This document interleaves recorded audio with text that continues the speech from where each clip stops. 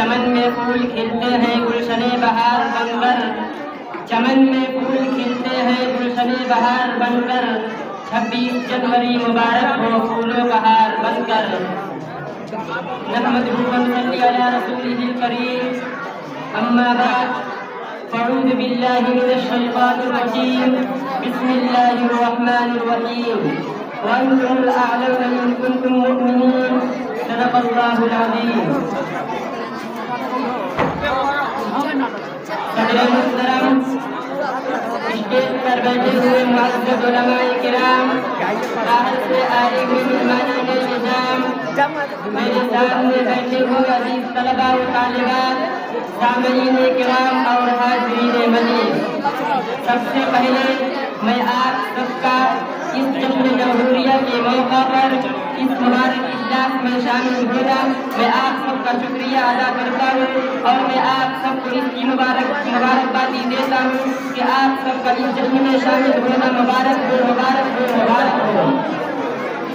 آج کے جشن جمہوریہ کے موقع پر میری گفتگو کا عنوان 26 جنوری یوم جمہوریہ ہے۔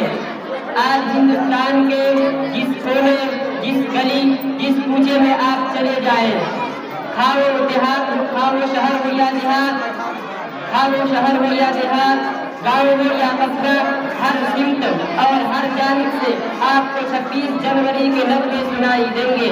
کہیں سے شہیدان وطن کی داد و تحسین کی آوازیں سنائی دے رہی ہوں گی، کہیں یوم جمہوریت کے خصوصیات کے نغمے سنائی دیں گے، کہیں جمہوریت کے خون پر ماتم خونی کی سزا سنائی دے گی، کہیں جمہوریت کے فوائد و قوانین اور مدہوش کر دینے والی پر اثر لوگوں کی آواز سنائی دے گی۔ اب آپ کے ذہن میں ایک سوال گردش کر رہا ہوگا کہ جمہوریت کیا ہے، آخر یوم جمہوریہ کس چیز کا نام ہے، ہم یوم جمہوریہ کا جشن آج ہی کے دن کیوں مناتے ہیں؟ دوستو، میں اسی سوالات کے جواب دینے اور اسی خیالات کو دفع کرنے کے لیے آپ کے سامنے حاضر ہوا ہوں۔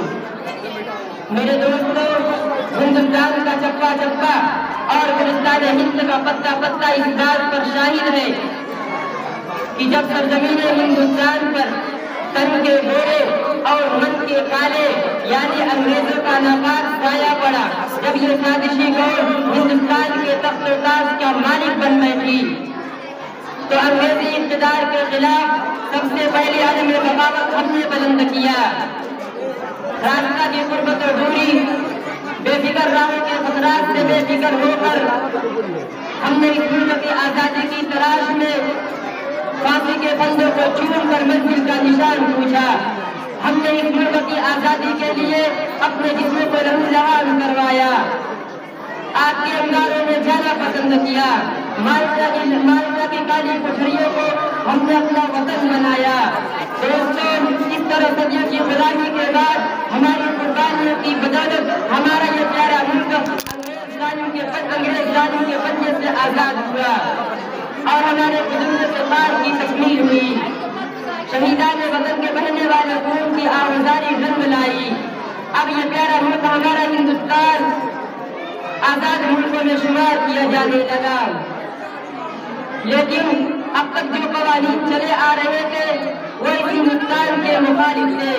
اس ہندوستان میں اس کا لاگو ہونا ناممکن تھا، اس لیے کہ ہندوستان میں مختلف مذہب کے لوگ رہتے تھے۔ ایک ایسے قانون کی ضرورت تھی جس میں ہر شخص کو مذہبی آزادی رہے، اس لیے کہ اس ہندوستان میں ہر شخص کے مختلف طریقے ہیں، شادی بیاہ کی رسمیں الگ الگ، دفن اور قبر کے طریقے الگ الگ ہیں، اس لیے ایک ایسے قانون کی ضرورت تھی جس قانون کے تحت ہر شخص اپنی مذہبی آزادی کے ساتھ زندگی اس میں بسر کر سکے۔ تو دوستوں، اب اس ضرورت کی تکمیل کے لیے پارلیمانی جہاد کیا گیا۔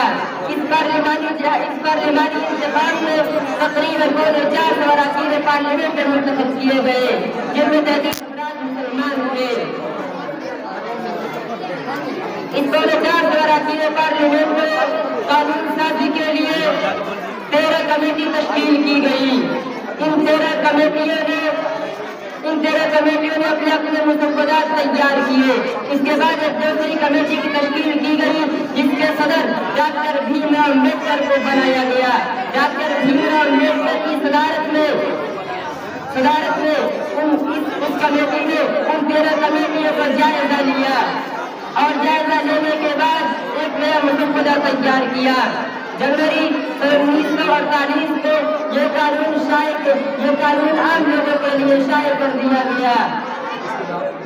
اس قانون کی تنظیم کے لیے 2000 سے زائد تجاویز موصول ہوئی۔ تنظیم اور رسم و ارادے کے بعد اس قانون کو 26 نومبر 1949 کو پارلیمنٹ میں پیش کر دیا گیا۔ ابھی یہ قانون نافذ نہیں ہوا تھا۔ اس کے بعد ایک اجلاس کرایا گیا۔ اس اجلاس میں تمام اراکین پارلیمنٹ نے اس دستور پر اطمینان حاصل کرتے ہوئے دستخط کیا اور 26 جنوری 1950 کو اس کا نفاذ کرتے ہوئے یہ اعلان کر دیا گیا کہ اب ملک میں یہی دستور چلے گا۔ ملک کے ہر باشندے کو اس دستور کی پابندی کرنی ہوگی۔ ملک کے ہر شخص کو اس دستور کی پابندی کرنی ہوگی اور اس دستور کے تحت یہ ملک جمہوری ہوگا۔ جمہوری ملک کا مطلب یہ ہوتا ہے کہ ہر شخص کو مذہبی آزادی رہے، وہ اپنے رسم و رواج کے طریقے کے مطابق زندگی گزارے، ہر شخص کو کھانے پینے اور رہنے سہنے کی مکمل آزادی رہے۔ میرے دوستوں، جمہوریت کے جو 4 بنیادیں ہیں، اب ہمیں یہ دیکھنا ہے کہ وہ چاروں بنیادیں اپنا کام انجام دے رہی ہیں یا نہیں، سرکار اپنا کام انجام دے رہی ہے یا نہیں، عدلیہ اپنے مذہب کا حق ادا کر رہی ہے یا نہیں، اراکین پارلیمنٹ اس ملک کی ترقی کی فکر میں ہے یا نہیں، میڈیا اپنے مذہب کا خیال کرتے ہوئے حکومت تک اپنی خبریں پہنچا رہی ہے یا نہیں، کہیں حکومت میڈیا کی غلام تو نہیں، کہیں میڈیا حکومت کی غلام تو نہیں بن چکی، کہیں میڈیا عوام کے جذبات سے چھیڑ تو نہیں کر رہی ہے، کہیں میڈیا حکومت سے سوال کرتی ہوئے ڈر محسوس نہیں کرتی، کہیں میڈیا نفرت و عداوت کی آگ کو نہیں پیدا کر رہی ہے۔ اگر یہ چاروں بنیادیں اپنے اپنے مقام پر فائز ہیں تو سمجھو کہ ہماری جمہوریت کامیاب ہے، ورنہ اس کا جواب جلد آ سکتا ہے۔ لیکن اگر غور کیا جائے تو آزادی کے بعد مسلمانوں کے ساتھ کس طرح کا رویہ اختیار کیا گیا، کیسے کیسے ظلم و استبداد کے ہتھیار استعمال کیے گئے۔ دوستو، کبھی گاؤں رشد کے نام پر اخلاق کا قتل کیا جاتا ہے، کبھی مظفر نگر میں ہماری ماں اور بہنوں کی عزت لوٹی جاتی ہے، کبھی مظفر نگر میں چھوٹے چھوٹے بچے اور معصوم بے گناہ بچوں کو قتل کر دیا جاتا ہے، کبھی ہماری مسجد کو مسمار کیا جاتا ہے، کبھی ہمارے مساجد پر شک کی نگاہ ڈالی جاتی ہے۔ حد تو یہ ہو چکی ہے کہ آج ہماری شریعت میں مداخلت کی جا رہی ہے، کبھی اذان کے خلاف پابندی، کبھی طلاق ثلاثہ کے خلاف آوازیں اٹھائی جا رہی ہے۔ بتا دو ان فرقہ پرست طاقتوں کو، بتا دو اتحاد کے دشمنوں، سیکولرزم کے نام پر اتحاد کی روٹیاں سیکنے والوں، میں اس ایوان حکومت سے یہ بات پہنچانا چاہ رہا ہوں کہ جب تک اس دھرتی پر ایک کرنے والا بھی زندہ رہے گا تب تک وہ اپنی شریعت پر عمل کرتا رہے گا۔ ہم کل بھی عمل کرتے تھے اور آج بھی عمل کرتے ہیں، انشاءاللہ قیامت تک عمل کرتے رہیں گے۔ میرے دوستو، آج ہندوستان میں ہر طرف سازشیں ہی سازشیں ہیں۔ آج کی طاقتیں جو آٹے میں نمک کی طرح ہے وہ ہندوستان کا ماحول خراب کر رہی ہے۔ اس لیے آئے ملک کے مزدور نوجوانوں، آگے بڑھو اور ان کی طاقت کا مقابلہ کرو اور اپنی جمہوریت کو بچاؤ۔ میرے محترم دوستوں اور بزرگوں، میں یوم جمہوریت کے موقع پر نوجوانوں کو بیدار کرنا چاہتا ہوں کہ وہ اپنی شخصیت کو سمجھے اور جمہوریت میں آگے بڑھے، سیاست میں بھی حصہ لے۔